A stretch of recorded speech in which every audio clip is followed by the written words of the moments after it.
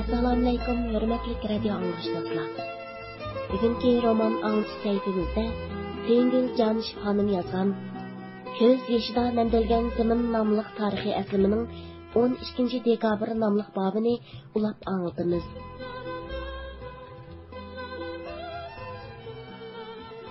Biz maktabga qaytsak, har birimizni har qaysi doktorxonalarga praktikaga bo'lib qo'ygan ekan. Abliz Setvaldi, Meryem ve Mahmudlarni 2. doktorxonaga, Ablikimni harbiy doktorxonaga, meni, G'ofurni, Turnisani ve Ahmed akini maktab doktorxonasiga bo'libdi. Praktika boshlandi. Biz maktabga berilgan vazifalar bilan aldirash bo'lsak, jamoat xavfsizligi nazoratidan kelganlar o'zlarining tekshirish xizmati bilan bo'lib, o'quvchilarni tekshirish bilan bizning bakroq aldirash bo'lib ketdi. Aktiv o'quvchilar bo'lsa, maktabdagi jamoat xavfsizligi nazoratining ishxonasidan chiqmay, hammamizdan bakroq shular aldirash yugurib yurdi. Bir kuni Abliz meni izlab kelib, "Sengil, aramizdan ishpiyon, xoin chiqqan o'xshaydi. Hamma narsaga diqqat qiling.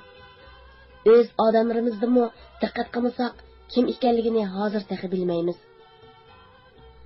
Hozirgi so'roq tekshirishlar biz bashimizning ustida bo'lyotdi. Hozircha tekshirib, ahvolni kuzatib boqaylik. Materiallar yaningizda bormi? Agar qosh bo'lib qolsa ko'ydirib o'ting", dedi. "Ma'qul", dedim men. Ablizning so'ziga kallamda kim satqinlik qilgandi degan narsa bilan bir qarg'an yerimga qarab tikilib turib qoldim. Abliz ishimiz bir-birimizga diqqat qilishimiz kerakligini aytib, ko'rishgacha omon bo'lishimizni tilab, bir-birimizni Allohga topshirib qo'shlashdik.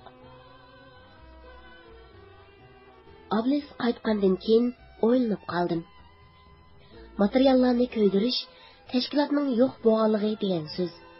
Shunga hozircha ko'ydirmay turay.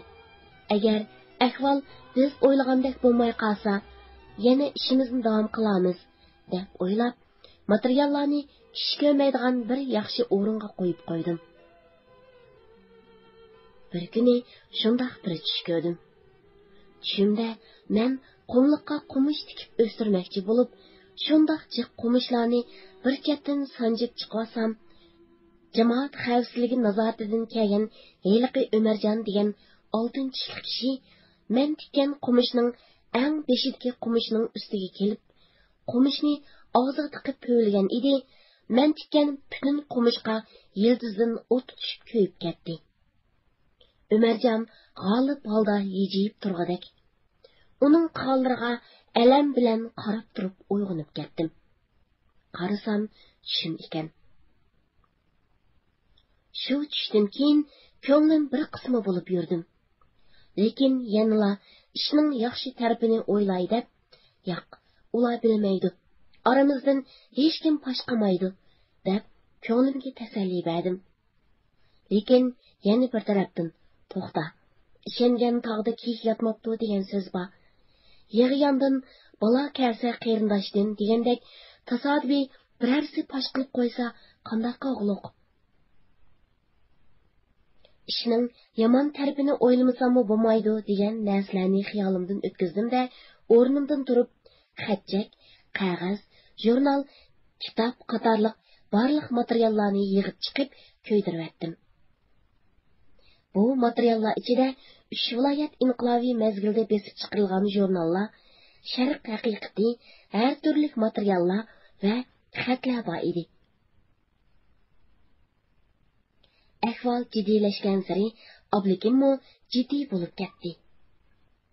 Kunda praktikaga mang'icha manga yo'l qo'yib, "Xo'sh, ko'rishishga omon bo'ling", deb kelsa, praktikadan yerim kechida qaysimi yotog'iga bormasdan, udul mening yenimga kelib, eshikni urib, "Bormisizlar? Sizlarni ko'rib ketay dedim", dedi. Hatto yetib qolgan bo'lsaqmi, ishga kelib, "Salomat bo'lsanglar bo'ldi", deb ketib qoladi. Men uning bu qiliqlaridan bir oz hayron bo'ldim. Hem uning mijazi yengil, aldirang'u bo'lganlikdan balki hozirgi vaziyatning biroz jiddiyligidan qo'rqish kerak deb o'yladim. Ba'zi kunlari Ablekim meni korridorga chaqirib chiqib, "Sengil, bilamsiz, bu ahvollardan qaraganda bizni qo'lga olib ketishi mumkin. Agar siz saqqasangiz, meni izlab boramsiz?" deb so'raydi. Ablekim, "Nima bunchalar ansiraysiz? Biror yomon so'z angladingizmi?" deb so'rdim men. "Yo'q, aniq bir gap anglamadim, biroq vaziyatni qaramamsiz. Ular bütün diqqatini bizga og'dirib, barliq tekshirish bizning ustimizda bo'layotidi. Bundaq ketaversa, ular oxiri bizni bir yerlardan tepib chiqadi. Ularning nazariga tushib qolmasak yaxshi bo'ladi. Hozir tekshirish obyekti biz bo'lib qoldik. Ular bizni hamini bir kun yo'qotdi. Har qancha o'ylasammi, bir yaxshi umid bor tarafini topolmadim", dedi. Uning so'zini anglab, mendimi ansirash paydo bo'ldi. Lekin yana uningga, "Ablekim, ishning oxirini ko'rayli. O'zimizga chin bo'layli. Agar birarsi bizni sotmag'ali bo'lsa, ularning biz to'g'riliq hech qanday pakiti yo'q. Hech narsaga iqror bo'lmasligimiz kerak. Masala o'zimizda. Biz chin bo'lsak, ular bir narsa undirolmaydi. Bizga tuhmat qilsa-mu, pakiti bo'lmasa beka, siz ansirmang", deb uni tinchlantirdim. Ablekim jimjit turib mening so'zimni angladi. Men so'zimning oxiriga, "Bashimizning og'zi chin bo'lsa, ular bizdan sir ololmaydi. Men sizni ansirayman", deb qo'shib qo'ydim. Ablekim ba'zida Halima turmusalarni yig'ib olib, "Meni qo'lga olsa, men mushundoq men chiqman", deb xuddi qahramonlardek beshini tik ko'tarib, kinodagi personajlarni do'rab, uyda u yoqdan bu yoqqa menib chiqardi. "Agar meni qiynasa, qo'limga qo'y solib ursa", deb o'zini urgandek xuddi qattiq tayoqdan qiynalib ketyapsimi, bir eg'iz gap qilmagan qahramonlardek tik turib olib, artistlardek harakat qiladi. Qo'lida ko'yza, ishkal selingan holda qorong'u turma kechalarida osmondagi yulduzlarga qarab, internasional she'rni aytib turganligini so'zlab ko'rsatdi. U ikki qiz bo'lsa, Ablikimning so'z harakatlaridan ta'sirlanib, ko'zlariga yosh elib, ko'ngli yerim bo'ladi. U qizlardan, "Meni qo'lga olsa yo'qlamsizlar?" deb so'raydi. "Yo'qlamay, qanday qiyinchilik, og'ir ahvol ostida bo'lsaqmi, biz sizni yo'qlaymiz", deyishadi. "Sarang bo'lmanglarchi", deb kulatdim men. Ablekim yana ularga, "Agar meni yo'qlab bo'lsanglar, menga faqat tamaka va supini elib bo'lsanglar bo'ldi", deydi. "Ablekim, siz nimishqa bundaq ansiraysiz? Hech ish bo'lmasa, sizni nima deb qo'lga oladi?" deb so'rdim men uning xuddi rostdak so'zlayotgan chiroyiga qarab. "O'qish tashlash harakatining boshlamchilari deb qo'lga olmamdi", deb javob berdi u. Ablekim mana shunga o'xshash so'z harakatlar bilan kuniga xilma-xil o'yin qo'yib yuradi. Ablikimning bu ansizligiga qarab ba'zida, "Bu mushundoq qilib yurib o'zini chandırib qo'ymag'aydi", deb ansiraydim. Malika ketib ko'p o'tmasdan sog'dishimiz Rizodan xat oldim. Rizo xatida: "Men sizlarning ahvolinglarni seg'ingan va hayajon ichida Malikadan angladim. Ham ko'nglimdagi cho'nqur hissdoshligim bilan sizlar bilan birga yashagandek bo'ldim. Bizmi bu yerdagi barliq do'stlar birlashib, sizlarga o'xshash go'zal bir hayotni boshlashni orzu qildik. Yiroqda bo'lsaqmi, sizlar bilan ko'nglimiz bir. Sizlar ichida biz teshida do'st bo'lib yashaylik" degan mazmunda, ya'ni bizmi sizlarga o'xshash tashkilot quramiz, sizlar mamlakat ichida, biz sirtida harakat qilamiz degan ma'nida xat yozibdi. Men bizga bir cho'ng kuch kelib qo'shilgandek xushal bo'ldim. Bu xatni tashkilot yig'inida o'qib chiqdik. Ablekim, ablislar xushal bo'lib, ajab yaxshi bo'ldi.